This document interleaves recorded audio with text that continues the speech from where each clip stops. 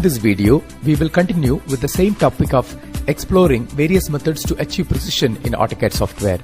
Let's see the rest of the options in the OSnap menu. Temporary tracking we will see after some time using a different approach. So we'll come to the from point option. I'll draw a line from this point through a distance of 100 units. So I'll type 100. I'll just zoom in.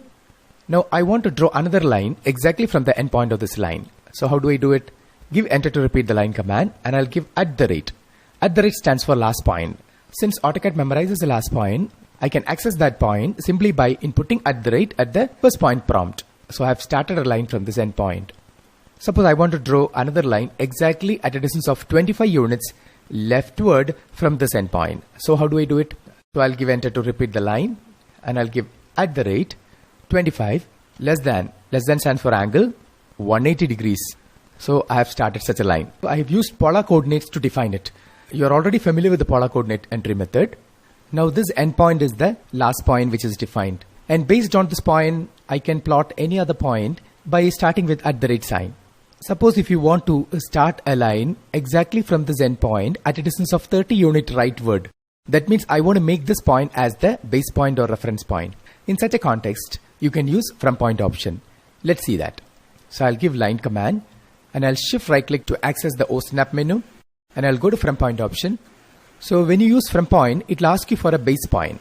Base point is nothing but the reference point. So I'll use this endpoint as a reference point. Now it'll ask you for the offset.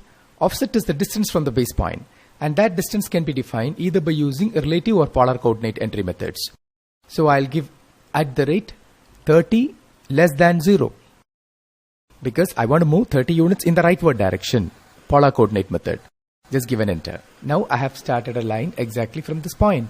From point can be used to make any desired point on the screen as the base point or reference point, based on which you can plot any other point at a specific distance using relative or polar coordinate entry methods. You can also input distance in absolute values. I'll show you an example.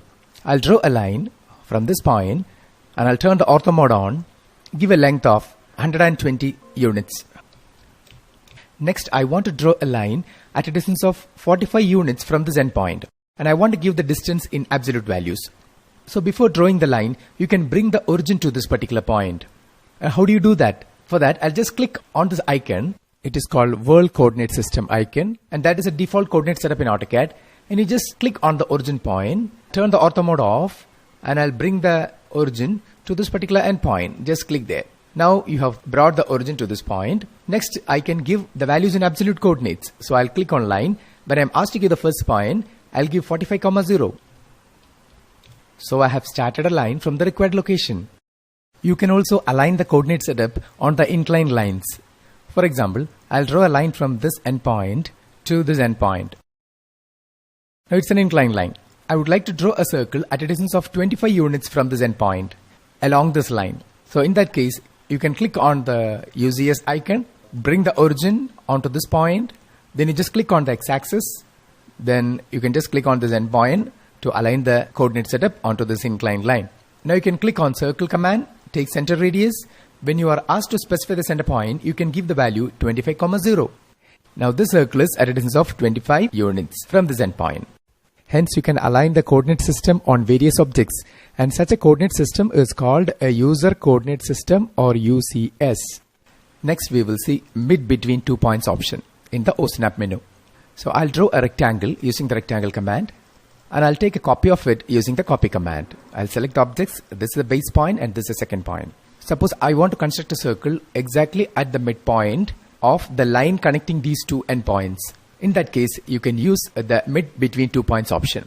So when I'm asked to give the circle center, I can go to mid between 2 points option, and I can choose this as the first point of the mid and this as the second point of the mid, and I'll get the required center point at the precise location.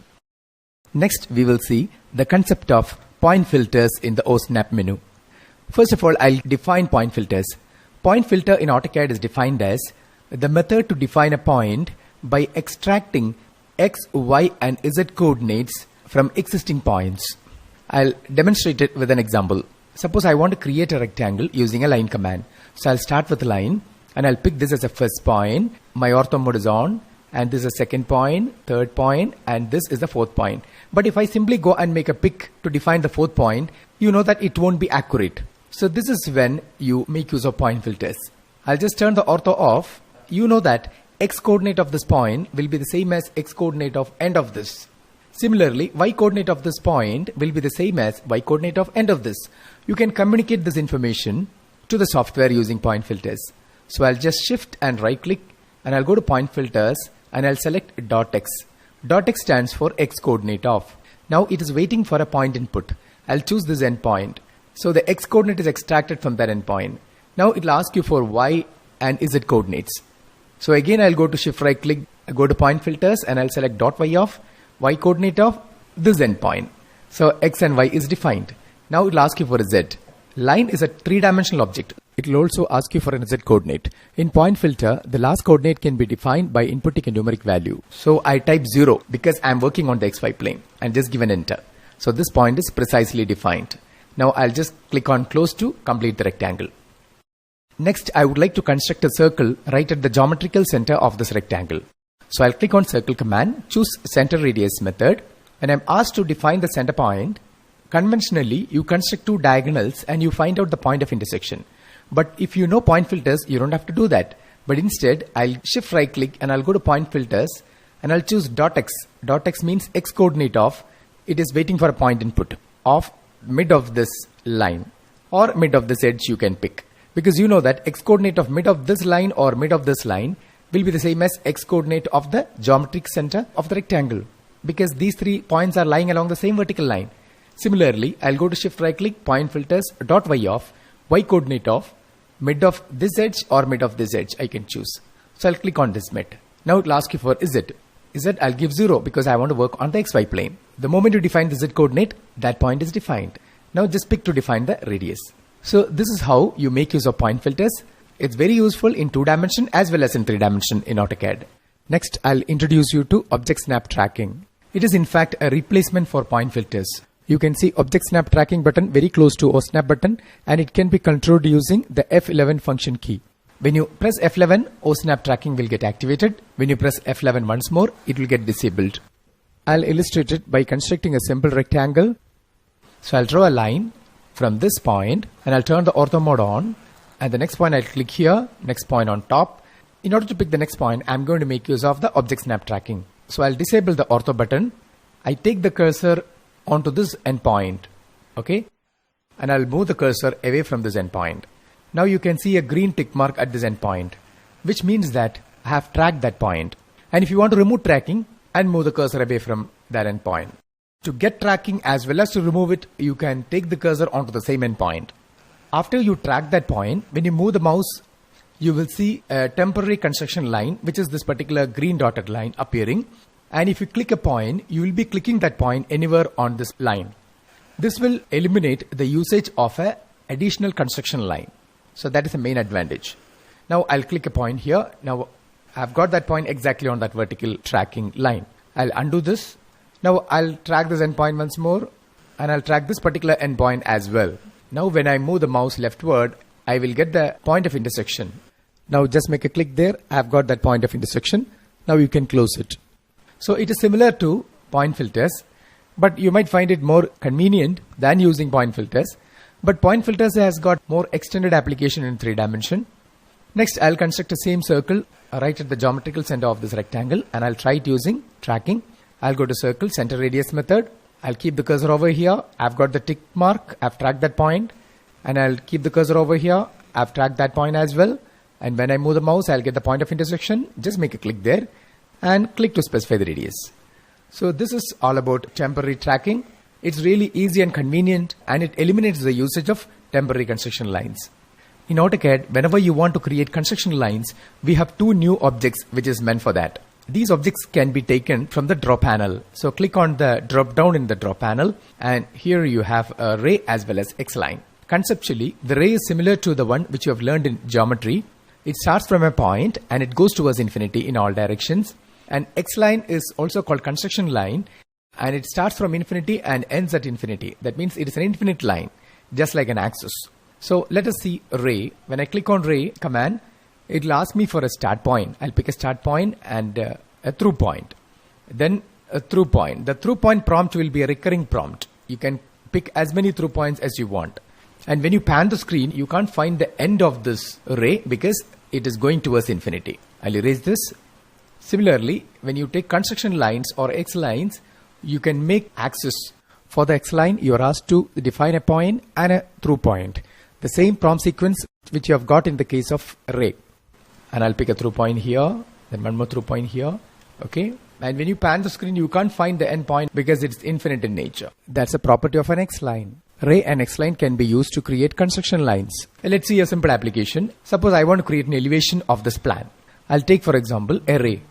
So I'll click on ray. It'll ask me for a start point. So I'll pick the start point here, then a through point. Next start point is this, then through point is this. Then I'll give an enter to repeat the ray command.